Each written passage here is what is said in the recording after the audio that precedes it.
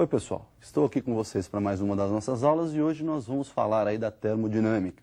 Termodinâmica então é a parte da física que vai relacionar duas formas de energia em trânsito. Uma que nós já estudamos lá atrás, que é o calor, e uma outra que nós vamos estudar hoje, que é o trabalho, né? Calor então é energia térmica em trânsito e trabalho energia mecânica em trânsito.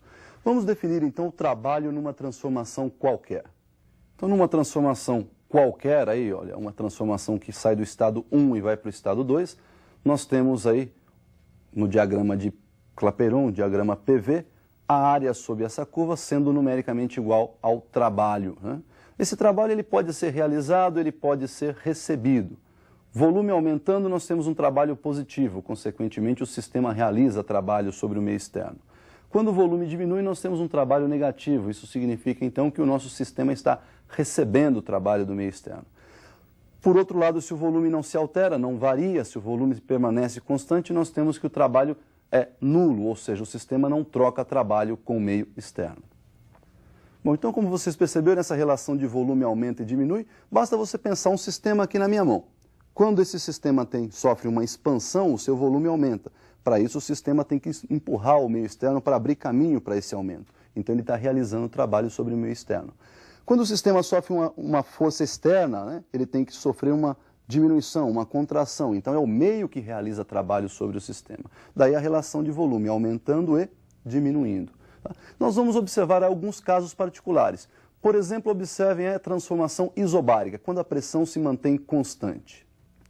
Bom, então trabalho numa transformação isobárica, veja aí no diagrama de Clapeyron, pressão constante enquanto o volume varia de V1 para V2. A área sob essa reta que representa a nossa transformação é numericamente então igual ao trabalho. Por outro lado, com olhos matemáticos, se você vai calcular a área, você faz aí a base multiplicada pela altura. A base está representando o nosso ΔV e a altura representa a nossa pressão. Então nós podemos dizer que a área é numericamente igual ao produto da pressão pela variação de volume. Daí então a nossa área numericamente igual ao trabalho. Podemos dizer que na transformação isobárica, onde a pressão é constante, o trabalho é então dado pelo produto da pressão pela variação de volume. Bom, também temos as transformações chamadas cíclicas, né? O que é uma transformação cíclica? É aquela que começa de um ponto, vai até uma determinada posição lá no final e retorna ao ponto inicial. Isto é uma transformação cíclica. Ela começa e termina no mesmo ponto. Observe então a definição do trabalho na transformação cíclica. Temos aí um ciclo, começou no estado 1, foi até um estado 2 e retorna aí, né, ao estado 1. Nós temos então que a área desse ciclo agora será numericamente igual ao trabalho realizado pelo ciclo. Então, o trabalho do ciclo é numericamente igual à área, somente a área dentro do ciclo, né? Esse ciclo, então, é formado, nesse caso, aí, por duas transformações. Transformação de 1 para 2 e a transformação de volta, que é a transformação de 2 para 1. Percebam, então, que se o seu ciclo for percorrido no sentido horário, o trabalho é positivo. Significa, então, que o sistema está realizando o trabalho. Se esse ciclo for percorrido no sentido anti-horário, nós vamos ter um trabalho negativo, o que significa então que o seu sistema está recebendo trabalho. Então nós vimos aí a definição do trabalho, que pode ser calculada numa transformação isobárica pelo produto pressão vezes variação de volume e através do diagrama de Clapeyron pela área, né, que vai desde a transformação até o eixo dos volumes, se for uma transformação aberta, ou a área dentro do ciclo, se for uma transformação cíclica. Bom, nós vamos definir uma outra forma de energia que é a chamada energia interna. Essa energia interna do sistema se resume aí nas energias que por algum motivo esse sistema tem acumulada, tem reservada dentro dele. Um exemplo de energia interna é a energia cinética de translação das moléculas que compõem o sistema, ou energia cinética de rotação das moléculas, ou até mesmo a energia potencial de ligação entre essas moléculas. Mas quando se fala de gás perfeito, nós resumimos todas essas energias na própria energia cinética de translação das moléculas. Observe então a definição dessa energia interna. Olha lá, a energia interna nós vamos representar pela letrinha U e ela é dada então pela relação 3/2 do produto de nRT. Como nós já vimos em aula passada, o produto PV é igual a nRT, a equação de Clapeyron, aquela que nós fizemos inclusive uma brincadeira, né? Para o vestibular nunca rachei tanto, nunca rezei tanto para os mais fervorosos. E nós podemos então substituir esse nRT por PV. Daí então nós temos a energia interna 3 meios de PV, pressão vezes volume. Observe que se a temperatura aumenta, nós vamos ter aí uma variação de temperatura positiva. Então a nossa energia interna está também aumentando e, consequentemente, nós vamos ter aí uma variação de energia interna positiva. A energia interna final será maior que a energia interna inicial. Por outro lado, se essa temperatura diminui, nós vamos ter uma variação de temperatura negativa. Então nós temos aí um sinal de que a nossa energia interna está diminuindo. E se essa energia interna diminui, nosso ΔU, nossa variação de energia interna, é negativa. Agora observe que, se a temperatura se mantiver constante, nós não vamos ter variação de temperatura. Significa então que a nossa energia interna também se mantém constante. E, consequentemente, nós não vamos ter variação de energia interna. Uma observação para vocês, olha lá. Não valem essas observações que nós fizemos para mudanças de estado. Quando se fala de mudança de estado, mesmo sendo constante a temperatura, está havendo uma mudança no estado de agregação das moléculas e, consequentemente, a energia interna vai se alterar. Então, nós vimos aí que a energia interna é uma função de ponto, né? Ela depende somente da temperatura daquele momento, daquele instante, daquele ponto ali. Então, nós vamos observar o seguinte, se a transformação for cíclica, ela sai de um ponto inicial, dá uma volta e retorna de novo ao ponto inicial. Percebam que o ponto inicial e o ponto final vão ser coincidentes. Daí, então, as temperaturas inicial e final são exatamente iguais. Observem no visual como fica, então, a variação da energia interna dentro de um ciclo, ou numa transformação cíclica. Olha lá, na transformação cíclica nós não vamos ter variação de energia interna, ela vai ser nula. Por quê?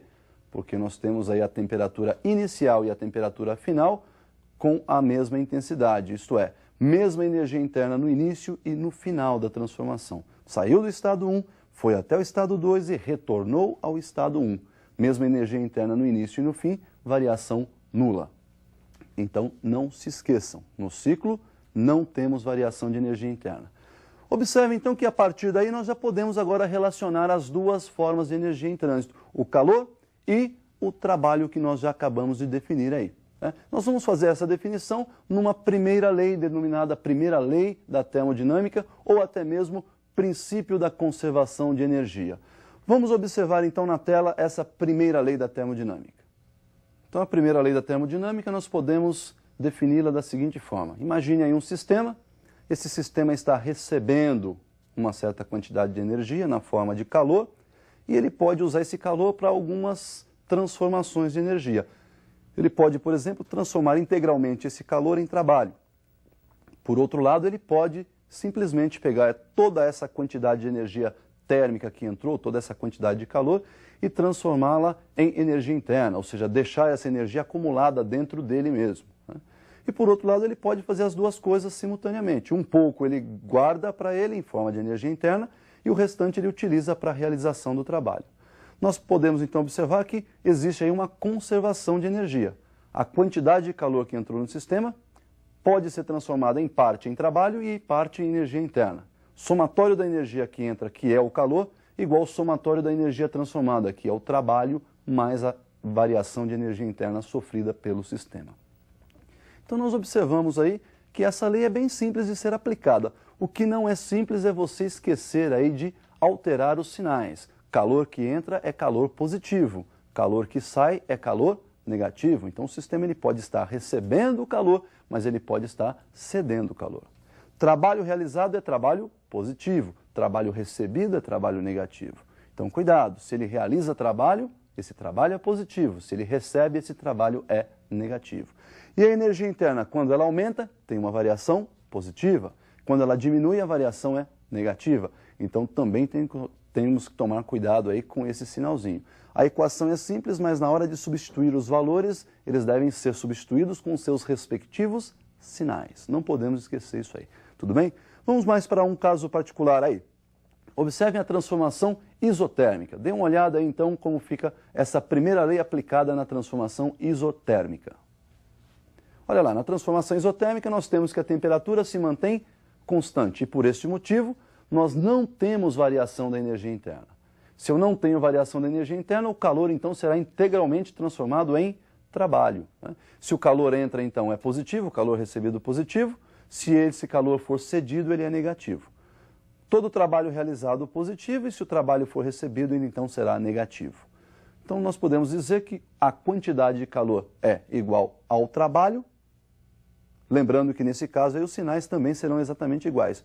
Entrou calor, realizou trabalho, os dois são positivos. Perdeu energia térmica, perdeu calor é porque ele recebeu trabalho, então os dois aí nesse caso são negativos. Então pessoal, nós vimos aí a transformação isotérmica, né? Lembra lá, recebeu calor positivo, cedeu, perdeu o calor é negativo, realizou o trabalho positivo, recebeu o trabalho é negativo. Vamos para mais um caso particular, que é o caso das transformações isocóricas. Observe então no visual como vai ficar essa relação para as transformações isocóricas ou isométricas. Olha lá, transformação isocórica ou isométrica, volume constante. E quando o volume é constante, nós não temos a realização do trabalho. O trabalho é nulo. Então, todo o calor que entra no sistema será transformado integralmente em energia interna. Então, nós vamos ter aí um aumento na energia interna do sistema se estiver entrando calor. Calor que entra é positivo e se a energia aumenta, também é positiva. Então, nós podemos observar que o calor é igual à variação da energia interna, com sinais iguais. Por outro lado, eu posso ter aí o sistema cedendo calor, mas se por um lado ele está cedendo calor e não está recebendo nenhuma energia, esse calor, essa energia que ele está liberando é proveniente do acúmulo que ele já tinha lá dentro. É proveniente das reservas que ele tinha, é proveniente da sua energia interna acumulada. Então perceba que se a energia interna está diminuindo, a variação de energia interna é negativa. Consequentemente, calor que sai, lembram? Calor que sai, calor cedido é calor negativo. Então nós temos que o calor e a variação de energia interna são iguais e com os sinais negativos, também sinais iguais. Então nós podemos aí também observar esse caso particular para as transformações isocóricas, né? Isocórica não realiza trabalho, não podemos esquecer aí.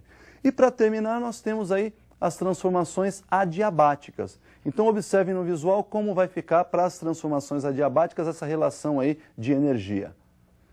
Então olha aí, na transformação adiabática o sistema não troca calor com o meio externo, então nesse caso o calor é nulo, né?